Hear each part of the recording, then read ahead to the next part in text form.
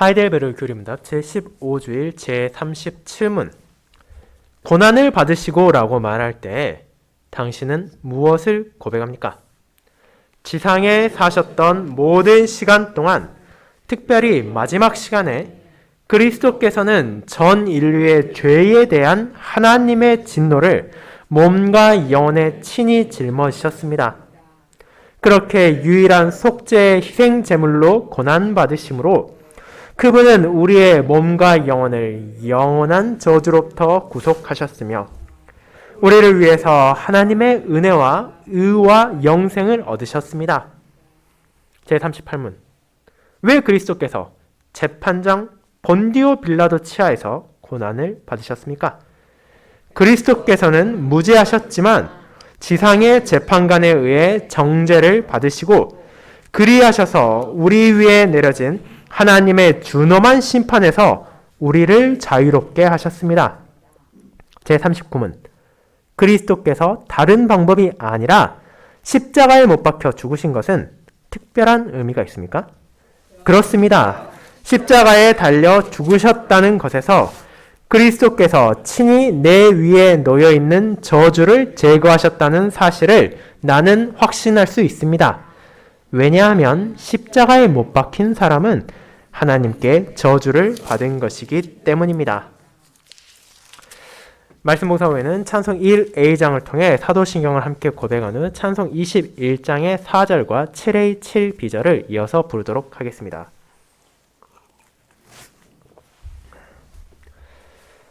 사랑하는 주 예수 그리스도 안에 있는 형제 자매님들, 아마도 여러분은 누군가가 고난을 당하는 것, 고통스러워하는 것을 바라보며 혹은 그것을 생각하며 기뻐하지는 않을 것입니다.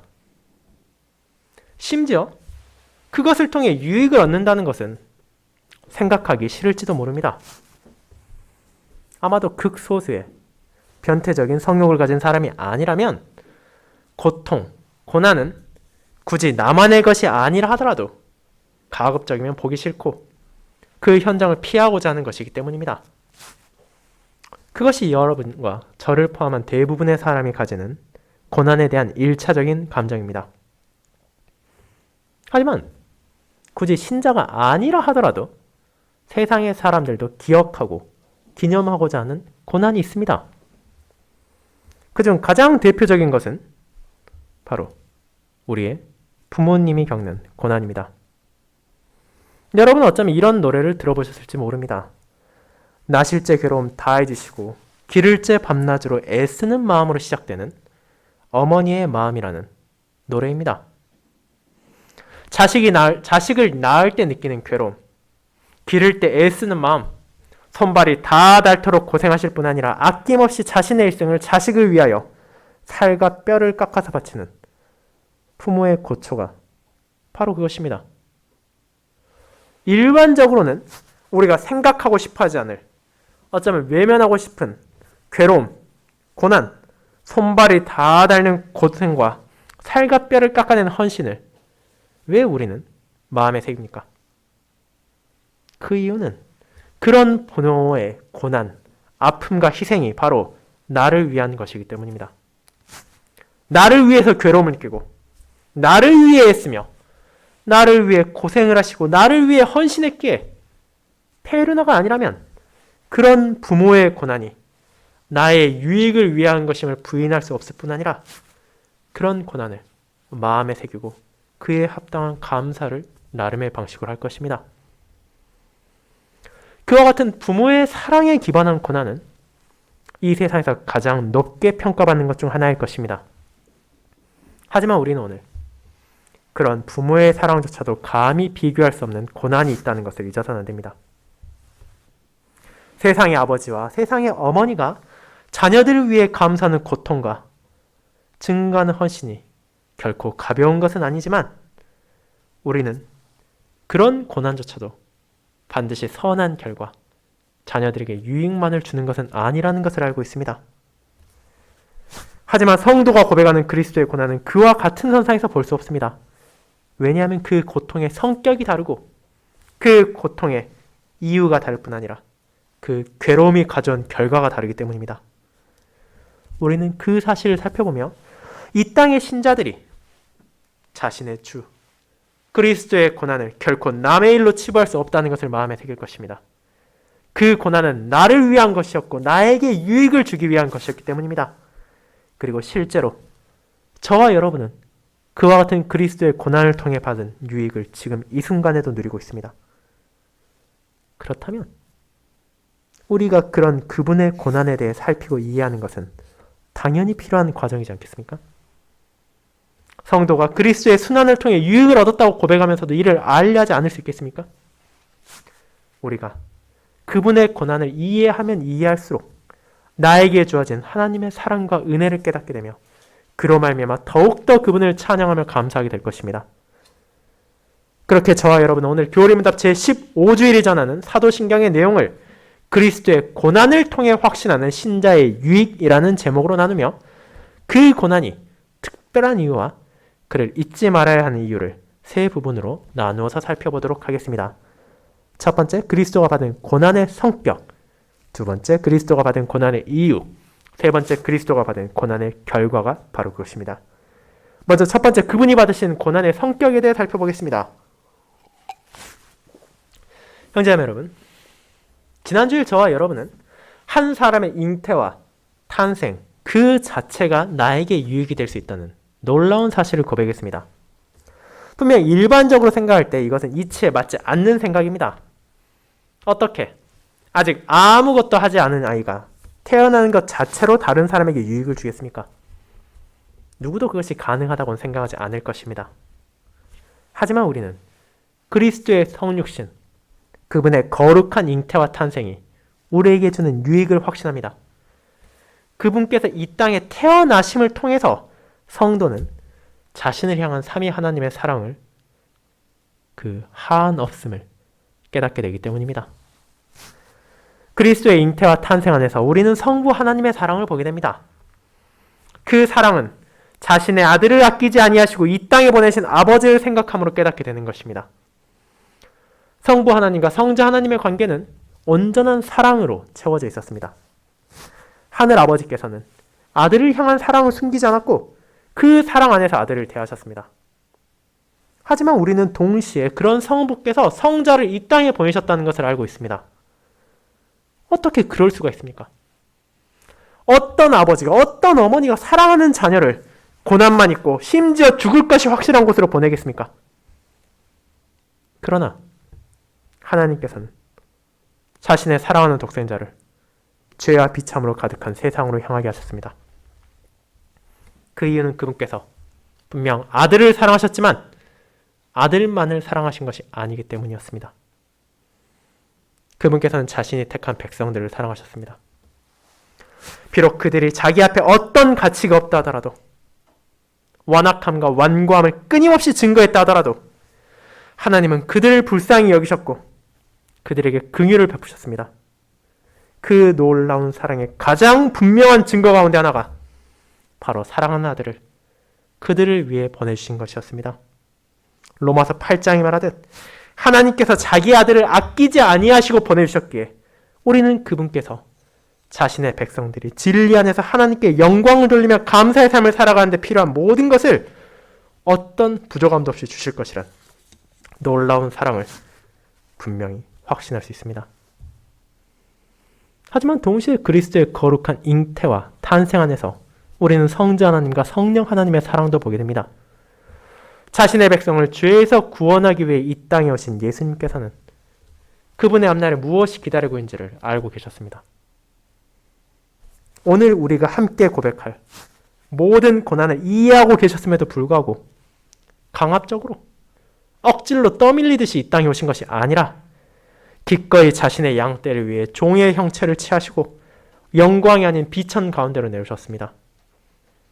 그뿐 아니라 단순히 참 사람으로 이 땅에 오신 것을 넘어 그런 인생 가운데서도 낮고 천한 자리에서 태어나시고 자람을 통해 그 누구도 감히 그리스도의 낮아심을 부인할 수 없게 하셨습니다.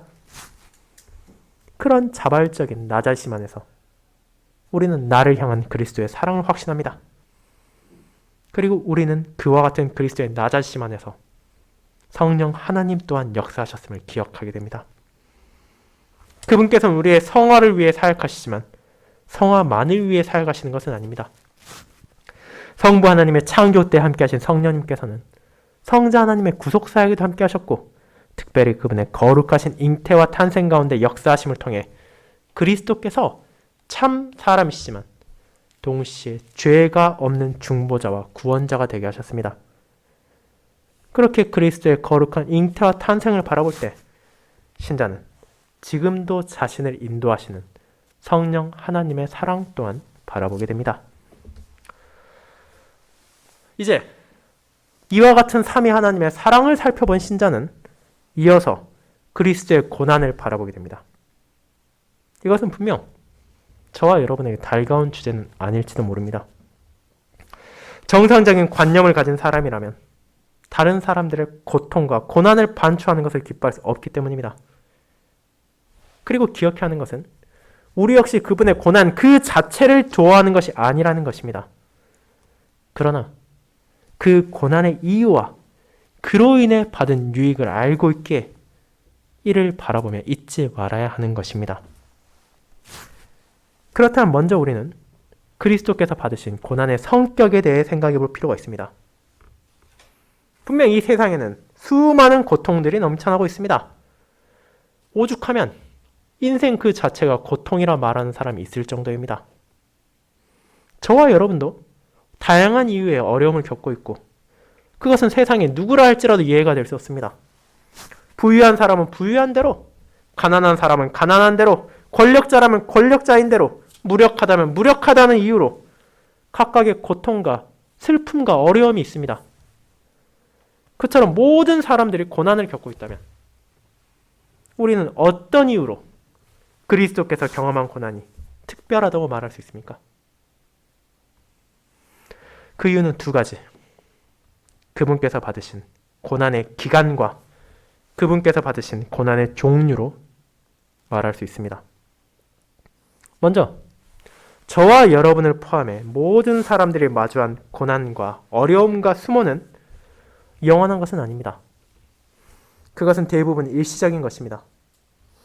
아무리 끔찍한 상황을 마주한다 하더라도 그 끝은 분명히 존재하며 우리는 쥐구멍에도 벼뜰나이 있다는 속담처럼 인생에 고통만이 있지는 않다는 것을 알고 있습니다. 여러분이 자신의 삶을 반추해 본다면 이 의미를 쉽게 이해할 수 있을 것입니다. 우리 또한 상대적으로 다른 사람보다 더 많은 고난을 겪을 수 있지만 그렇다고 해서 여러분의 일생에 항상 어려움만 있었습니까? 시련만이 존재했고 한도 끝도 없이 눈물만 흘리고 있었습니까? 그렇지는 않습니다. 우리의 고난은 제한적일 뿐 아니라 영원할 수도 없습니다. 그것이 이 땅의 사람들이 겪는 고난입니다. 하지만 그리스도께서 받으신 고난은 어떻습니까? 제37문은 그 시작에서부터 이렇게 선언합니다. 지상에 사셨던 모든 시간 동안 특별히 마지막 시간에 그리스도께서는 전 인류의 죄에 대한 하나님의 진노를 몸과 영혼에 친히 짊어지셨다고 말입니다. 우리는 어떤 의미에서 그분의 성육신 자체가 고난이었는지를 지난주에 고백했습니다. 그렇다면 그분의 이 땅에서의 삶은 어떻습니까? 그 또한 누구도 부인할 수 없는 고난의 길이었습니다. 그 이유는 분명합니다. 그분의 삶은 항상 그분의 죽음을 가리키고 있었기 때문입니다. 여러분은 이 사실을 세례 요한의 말 안에서 이해할 수 있게 됩니다. 예수님께서 그에게 세례를 받기 위해 나오실 때 요한은 그분의 길을 예비하는 자로서 주님께서 향하실 길이 무엇인지를 인식했습니다. 그렇게 다음처럼 선언합니다. 보라! 세상 죄를 지고 가는 하나님의 어린 양이로다. 요한복음 1장 29절입니다. 이 말이 어떤 의미를 지니고 있습니까? 우리가 일반적으로 양을 생각할 때, 특별히 어린 양을 떠올린다면 아마도 작은 동물, 아이들이 근교의 목장을 방문해서 만지고 껴안는 새하얀 털을 가진 소동물에서 멈출 것입니다. 그리고 그것 자체가 틀린 것은 아닙니다. 하지만 양, 특별히 어린 양은 유대인들에게 거기에서 멈추지 않는다는 것을 이해할 필요가 있습니다. 구약시대 어린 양은 대표적인 제물로 바쳐지는 동물이었습니다. 그리고 특별히 유월절과 떼놓을 수 없는 깊은 연관을 가진 동물입니다. 하나님께서는 유월절을 제정하실 때 그 백성들로 하여금 흠없고 일련된 어린 양 한 마리를 잡아서 그 피를 문설주와 임방에 바르게 하셨습니다. 이를 통해 그들은 하나님의 손길이 전 애굽의 장자를 칠 때 그 생명을 보존받을 수 있었습니다. 자신들 대신 죽임당한 어린 양을 통해 하나님께서는 그분의 백성을 위해 죽임당하기 위해 이 땅에 오실 예수 그리스도를 가리키신 것입니다. 그리고 이 사실을 그리스도 또한 잘 알고 계셨습니다. 그분께서는 아무것도 모르신 채 고난당하시고 죽으신 것이 아닙니다. 여러분이 사복음서, 마태복음, 마가복음, 누가복음, 요한복음을 펼쳐볼 때 종종 나오는 큰 주제 중에 하나는 놀랍게도 그분 자신의 죽음에 대한 선언입니다. 우리가 사랑하는 사람의 죽음을 듣기를 원하지 않는 것처럼 제자들 또한 이 주제에 대해 접하는 것을 기뻐하지 않았습니다. 그럼에도 불구하고 주님께서는 자기 자신이 대제사장들과 서기관들에게 많은 고난을 받고 죽게 될 것임을 그들에게 가르치셨습니다. 그분께서는 항상 자신의 죽음을 염두에 두고 계셨고 그 모든 고난을 아심에도 불구하고 기꺼이 그 길을 나아가셨습니다. 그렇게 그분께서는 지상에 사셨던 모든 기간 동안 고난 받으셨습니다. 그렇다면 그분이 받은 고난은 그 기간만이 특별합니까? 그렇지 않습니다. 그분이 받아야 했던 고난의 특성은 우리가 일반적으로 경험하는 것과 다릅니다. 여러분이 한번 나의 삶 가운데 찾아온 고난의 이유를 생각해 보시기 바랍니다. 그 원인이 무엇입니까? 각각의 이유가 있겠지만 그중 상당수는 나의 어리석음, 나의 실수, 나의 잘못으로 찾아온 것이기도 합니다. 때로는 내가 현명하게 행동하지 못해서, 때로는 내가 섣부른 판단을 내려서 우리는 다른 사람에게 고통을 주고 나 자신을 향한 고통과 괴로움을 초래하기도 합니다. 하지만 그리스도는 어떻습니까? 우리는 그분이 죄가 없다는 것을 알고 있으며 어떤 실수나 잘못도 저지르지 않으셨다는 것을 알고 있습니다. 이를 다르게 말하자면 그 어떤 고난, 그 어떤 고통도 받아야 할 이유가 없다는 것입니다. 그러나 현실은 어떻습니까? 그분은 자신에게 어떤 이유가 없었음에도 불구하고 수많은 고난을 당하셨습니다. 주님은 낮고 천한 자리에서 태어나셨습니다. 자라나는 과정도 결코 유복하거나 풍족하지 않았습니다. 주변 사람들의 존경을 받기는커녕 비웃음을 사고 무시당하는 가정에서 살아가셨습니다. 그리고 오늘 우리가 앞선 찬송에서 부른 것처럼 그분의 외모나 풍채가 아름답고 사람들이 흠모할 만하지도 않았습니다. 그분께서 하늘 아버지의 진리를 선포했을 때 많은 이들은 그분의 가르침을 거부하고 조롱했습니다. 하나님의 독생자로서 정체성을 선하셨을 때 그의 감탄하고 그 앞에 무릎을 꿇는 대신 신성 모독죄라고 돌을 던져 죽이려 했습니다.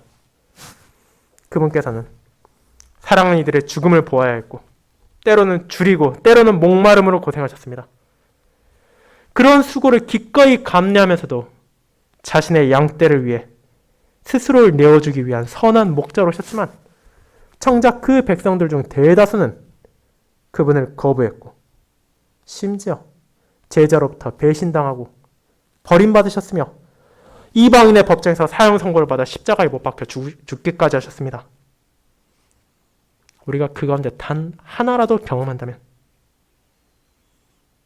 내가 받을 이유가 없는 고통을 겪는다면 분통을 터뜨리며 어떻게든 보복하려 했겠지만 그리스도께서는 그렇게 하지 않으셨습니다.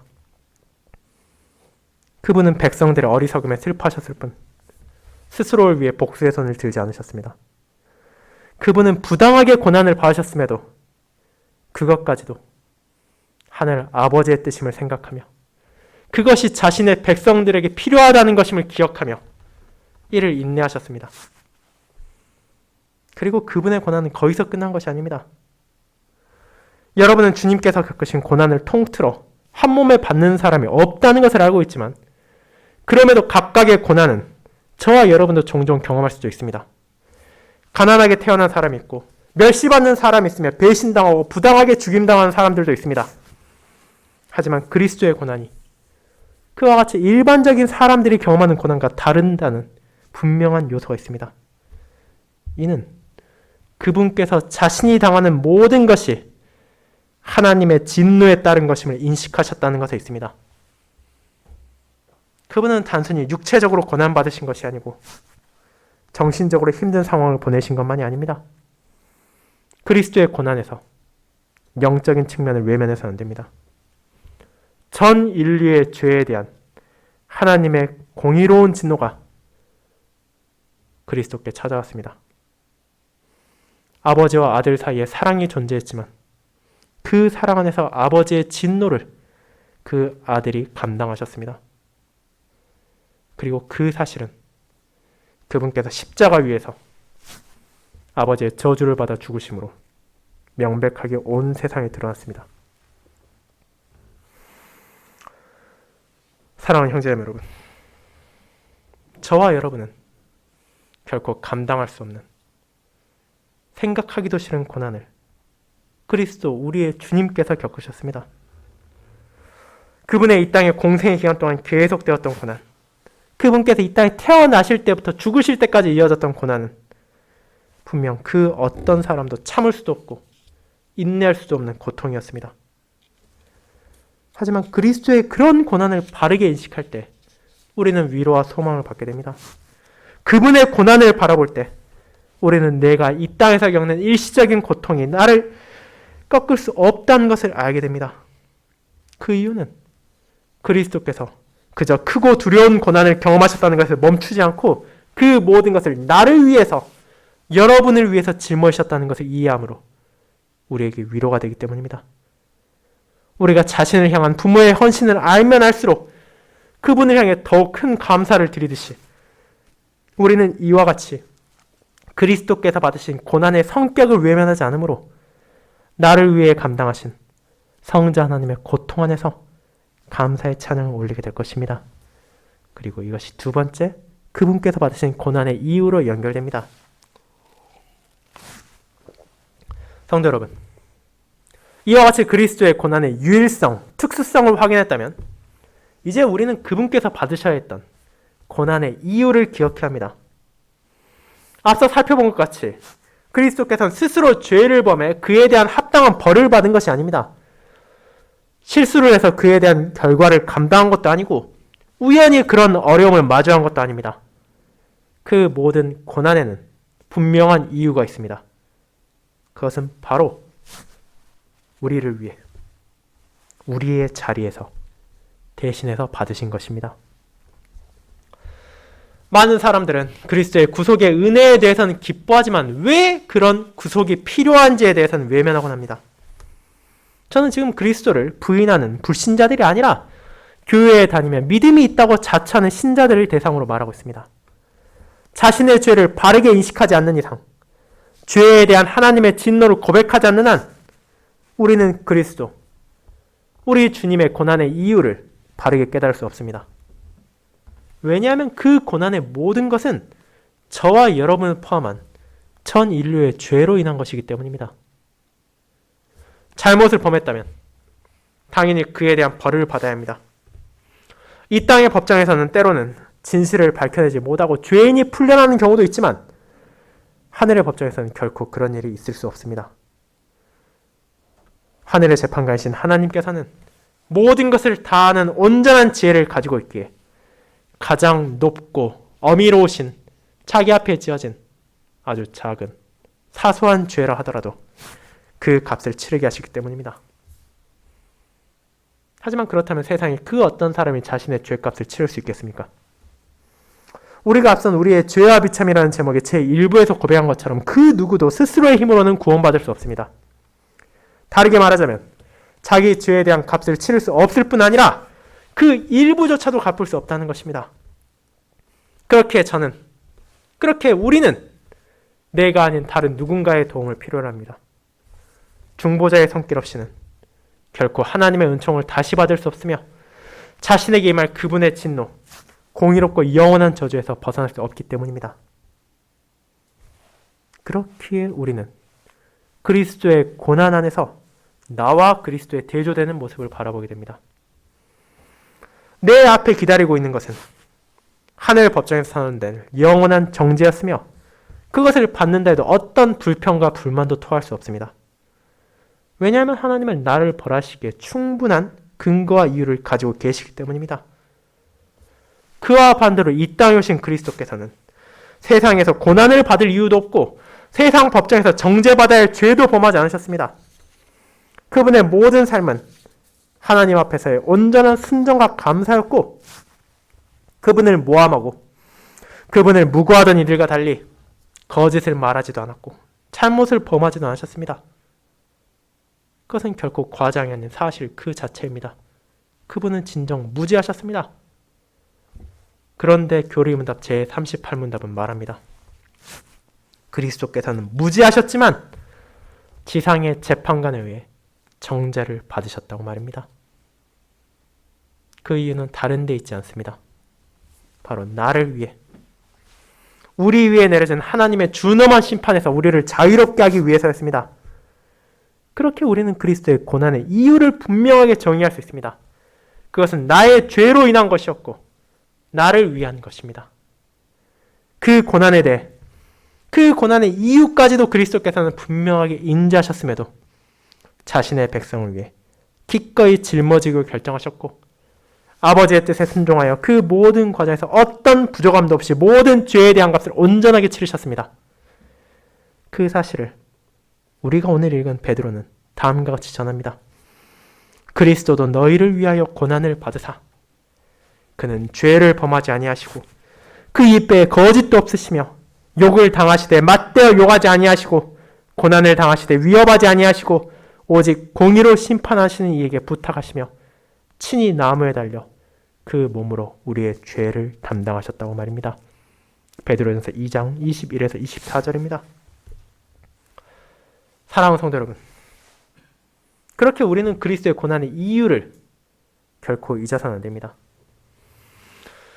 이 땅의 부모님들이 당하는 어려움 가운데는 안타깝게도 나를 위한 것만이 아니라 그들 자신의 부족함과 잘못으로 인해 생겨나는 것들도 있습니다. 그러나 나를 위한 그리스도의 고난에는 그분의 책임이 조금도 존재하지 않습니다. 그 모든 것은 나를 위한 것, 여러분을 위한 것, 우리를 위한 것이었고 이는 하나님의 한없는 사랑 안에서 주어졌으며 받아들여졌습니다. 그렇다면 여러분이 온전히 나만을 위한 것은 아닌 이 땅의 부모들의 고난과 헌신을 잊지 않고 기억하며 그에 대해 감사한다면 완벽하게 저와 여러분을 위해서만 겪으신 중보자의 고난을 어떻게 바라봐야겠습니까? 우리는 이 고난의 이유를 결코 잊어서는 안 되며 나를 위해 베푸신 그리스도의 사랑, 그분의 고난 안에서도 드러난다는 것을 감사해야 합니다. 왜냐하면 그 고난의 결과로 우리가 참된 유익을 얻었기 때문입니다. 그것이 세 번째, 그리스도가 받은 고난의 결과로 이어집니다. 여러분, 이제 우리는 그리스도께서 받은 고난의 성격, 그 고난의 이유에 대해 확인해 보았습니다. 그렇다면 이제 우리가 생각해야 하는 것은 그분께서 받으신 고난에 따라온 결과입니다.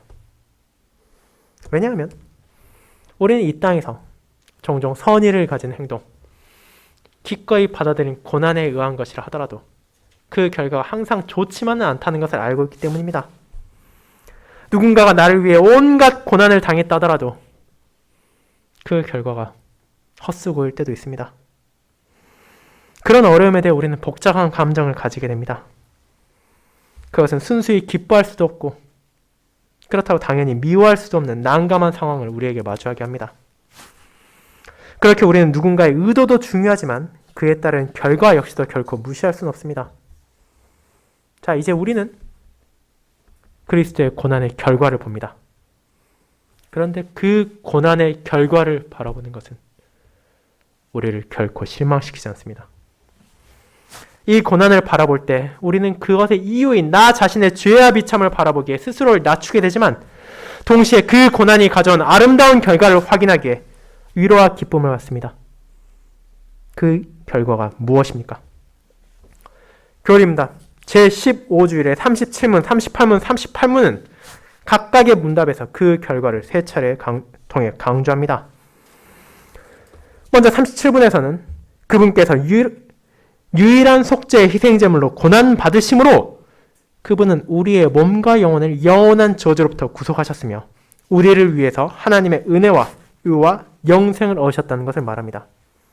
38문답은 그리하셔서 우리 위에 내려진 하나님의 준엄한 심판에서 우리를 자유롭게 하셨습니다라고 말하며 39문답은 그분께서 친히 내 위에 놓여있는 저주를 제거하셨다는 사실을 나는 확신할 수 있습니다 라고 선언합니다. 이와 같이 이 세 문답을 통해 고백하는 것은 그 고난이 헛되지 않았다는 것입니다.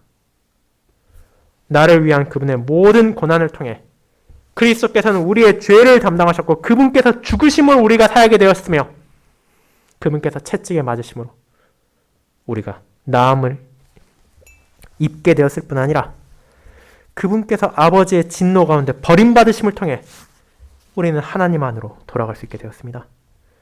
그 유익이 다름 아닌 그분의 고난 안에서 여러분에게 주어졌습니다. 그것은 진정 우리의 모든 삶에 걸쳐 감사와 찬양을 드리기에 충분한 이유입니다. 사랑하는 광주교회 성도 여러분, 하지만 이 고난이 감사와 찬양만이 아니라 우리에게 소명도 준다는 사실을 기억하시기 바랍니다. 오늘 우리가 함께 읽은 베드로전서 2장은 무엇을 말합니까? 이 땅에서 우리가 고난을 당할 때 슬픔을 참고 선을 행함을 통해 그리스도의 자취를 따라갈 것을 권면합니다. 그리고 그는 분명 우리에게 일시적인 고통과 아픔이 있다는 것을 부인하지 않습니다. 하지만 성도는 그리스도의 고난과 죽으심 안에서 의에 대하여 살게 되었습니다. 세상이 하는 대로 욕을 당한다고 맞대어 욕하는 것이 아니라 고난을 당한다고 상대를 위협하는 것이 아니라 모든 원한과 복수를 내려놓고 그것을 오직 하나님의 공의에 맡기며 이 땅에서 그분의 뜻에 따라 죄에 대하여는 죽고 의에 대하여 살아야 합니다. 그리고 이와 같은 삶은 무엇보다도 그리스도의 고난을 통해 주어진 유익 안에서만 가능하다는 사실을 우리는 기억하게 됩니다. 그분께서 고난당하심으로 나를 영원한 저주로부터 구속하셨기에 우리는 나의 공로로 죄의 값을 갚기 위해 선행을 한다는 헛된 생각이 붙잡히는 대신 순전한 감사로 온전한 확신 안에서 선을 행할 수 있습니다. 그리스도의 고난을 통해 나에게 주어진 영원한 생명과 은혜와 의가 있기에 이 땅에서 어려움을 마주한다 하더라도 그 끝에 기다리고 있는 것이 결코 멸망이 아니라 나의 주님께로 돌아가는 영광이라는 것을 깨달음으로 우리는 인내할 수 있습니다. 슬픔과 어려움이 있다 하더라도 나를 향한 그리스도의 사랑을 생각함으로 참을 수 있습니다. 그 모든 것이 그리스도께서 나를 하나님의 준엄한 심판에서 자유롭게 하셨기에 가능하게 되었고 그를 위해 하나님께서는 우리를 구속하셨고 우리를 부르셨습니다. 오늘부터 이어지는 우리의 남은 삶에서도 이와 같은 그리스도의 고난을 잊지 않도록 합시다. 그분께서 어떤 고난을 당하셨는지, 왜 그런 고난을 기꺼이 받아들이셨는지, 그리고 그를 통해 어떤 유익과 소명이 주어졌는지를 마음에 새기도록 합시다. 그와 같은 참된 사랑의 헌신 안에서 나를 향한 사랑을 기억하며 우리의 모든 것을 통해 나를 위해 나의 자리에서 고난을 당하시고 나에게 놀라운 은혜를 베풀어 주신 그 사랑에 대한 찬양과 영광을 하나님께 돌리도록 합시다. 아멘.